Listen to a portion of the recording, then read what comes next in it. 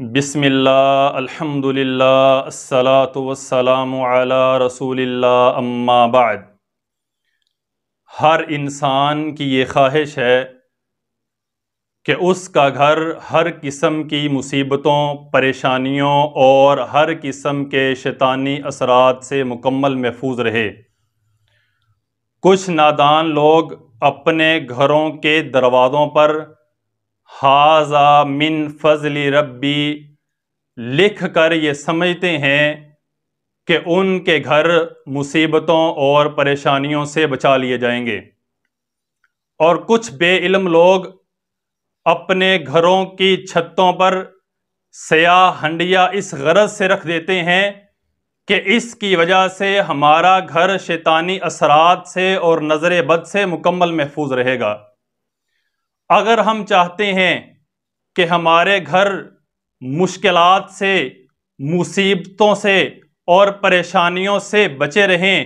اور ہمارے گھر میں شیطانی اثرات داخل نہ ہو سکیں، تو یہ عمل لازمی اپنے گھر پر کیا کریں، جس کا تذکرہ صحیح البخاری کی حدیث نمبر 432 میں ہے۔ سیدنا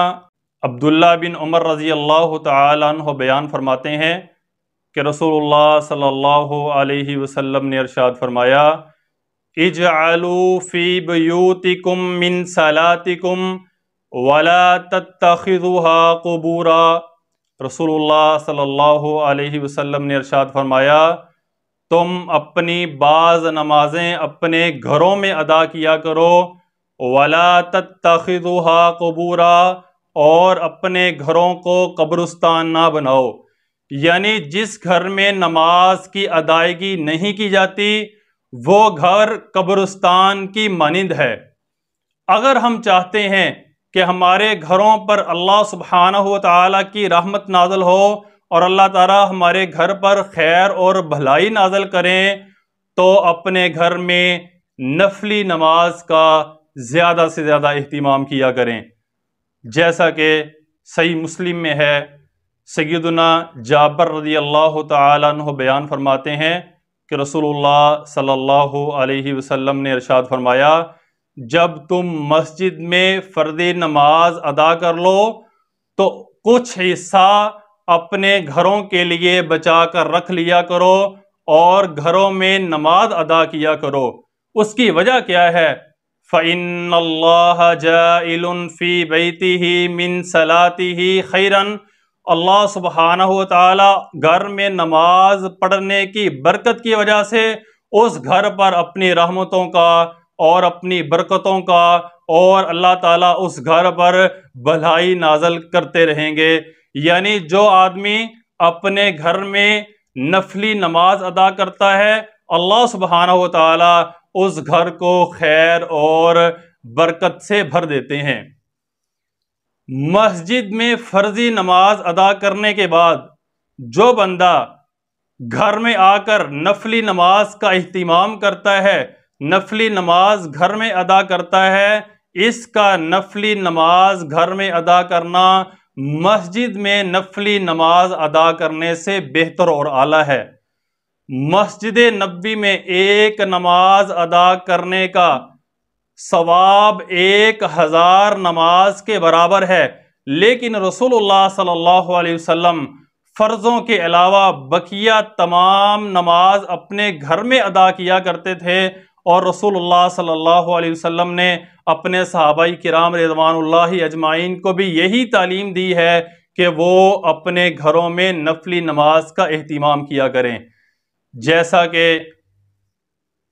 سیدنا عبداللہ بن مسعود رضی اللہ تعالی عنہ نے رسول اللہ صلی اللہ علیہ وسلم سے سوال کیا، اے اللہ کے نبی صلی اللہ علیہ وسلم، نفلی نماز مسجد میں ادا کرنا زیادہ بہتر اور افضل ہے یا پھر گھر میں نفلی نماز ادا کرنا زیادہ بہتر اور افضل ہے؟ تو رسول اللہ صلی اللہ علیہ وسلم نے فرمایا، کیا تم نہیں دیکھتے میرا گھر مسجد کے بہت زیادہ قریب ہے، لیکن فرضوں کے علاوہ میں بقیہ نماز یعنی نوافل وغیرہ اپنے گھر میں ادا کرتا ہوں۔ اسی طرح صحیح البخاری کی ایک حدیث ہے، رسول اللہ صلی اللہ علیہ وسلم نے فرمایا، اے لوگو اپنے گھروں میں نماز ادا کیا کرو، نفلی نماز اپنے گھر میں ادا کرنا، مرد کا نفلی نماز اپنے گھر میں ادا کرنا اس کے لیے زیادہ اجر و ثواب کا باعث ہے۔ تو یہ تمام احادیث سے ہمیں یہ بات معلوم ہوتی ہے کہ جو نماز مسجد میں ادا کرنی ہے وہ فرضی نماز مسجد میں ادا کی جائے، اور نوافل وغیرہ جو ہیں وہ گھر میں ادا کیے جائیں۔ مسجد میں نفلی نماز ادا کرنے سے زیادہ اجر و ثواب جو ہے گھر میں ملتا ہے مرد کو، جب وہ گھر میں آ کر نفلی نماز پڑھتا ہے۔ اور اسی طرح نفلی نماز گھر میں ادا کرنے کی وجہ سے اللہ سبحانہ و تعالیٰ اس گھر کو شیطانی اثرات سے محفوظ رکھتے ہیں، فرشتوں کا اس گھر پر نزول ہوتا ہے، اور اللہ تعالیٰ اس گھر پر اپنی رحمتیں اور برکتیں اور بھلائیاں نازل کرتے رہتے ہیں۔ تو ہمیں چاہیے کہ ہم فرض نماز مسجد میں ادا کریں، اور نفلی عبادت جو ہے نفلی نماز سنن ہے یا وہ نوافل ہیں وہ اپنے گھر میں ادا کیا کریں۔ اللہ تعالیٰ سے دعا ہے اللہ تعالیٰ ہمیں عمل کرنے کی توفیق عطا فرمائے۔ والسلام علیکم ورحمۃ اللہ وبرکاتہ۔